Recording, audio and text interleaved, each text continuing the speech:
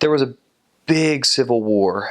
And the Civil War was mostly, I didn't study a ton up on it, but from what I could gather from the people, it was mostly because the government was imposing taxes and doing things that the people really didn't like. And so all these people were just getting like squished under the iron fist of the government. And so they fought back. They were kind of like the rebels that fought back, and the government and the army was the ones that just like kind of came in and took them out.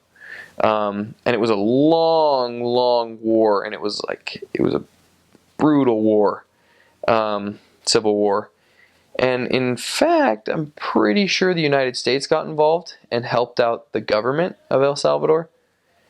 So a lot of the people there are sometimes very unfond, or not fond, I guess is a better way of saying that, of the U.S. government, just because they got involved and helped out the side that a lot of the people, because the majority of people there are in extreme poverty, obviously they didn't want the government to win, right?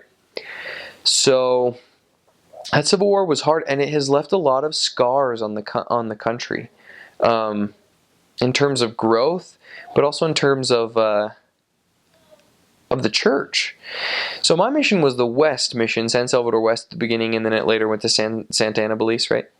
But the East mission, for one reason or another,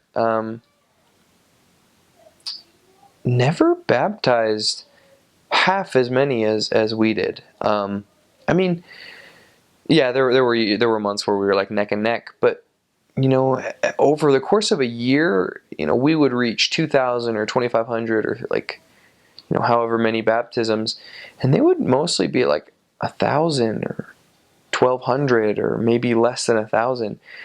And so I'd always wonder why, because or like why was that? I can understand like difference between El Salvador and Russia, or El Salvador and somewhere else. A lot of it depends on the missionary, a lot of it depends on a lot of things, but my mission president, I asked him that question once while we were driving in the car, and he said, you know what? I've been over to the east part of the mission, because my mission president, my second one, he served his mission in my same mission. So he served his mission in the El Salvador mission shortly after it had reopened. So he was familiar with El Salvador, and he was from Guatemala and had been on Area 70 beforehand, before being a mission president. And he was just like, you know what? It left a big scar on that country, and especially in the east. That's where a lot of the fighting went on. The army burnt down an entire forest to get some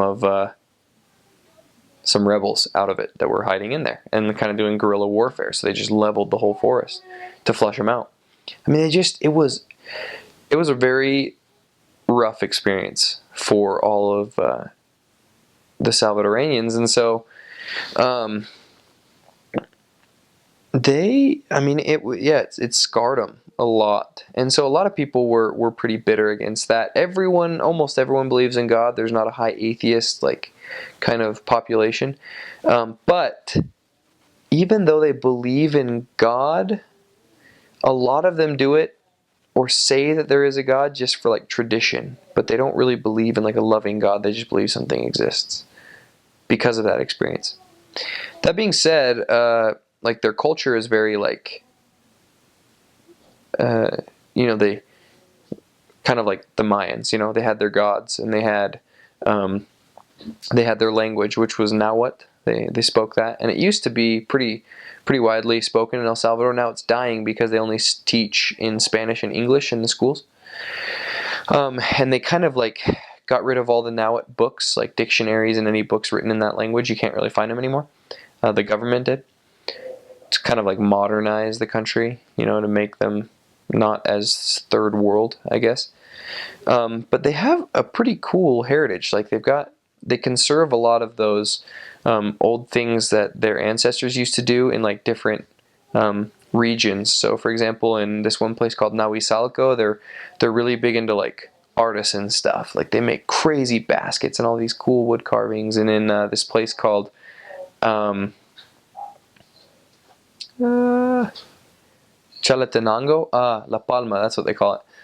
it's like this huge artist place. They're super into painting all this stuff, and they've got a very distinct way of painting, so that when you see a piece that's from there, you instantly are like, oh yeah, that's from the Palma. And it's so that part's really cool.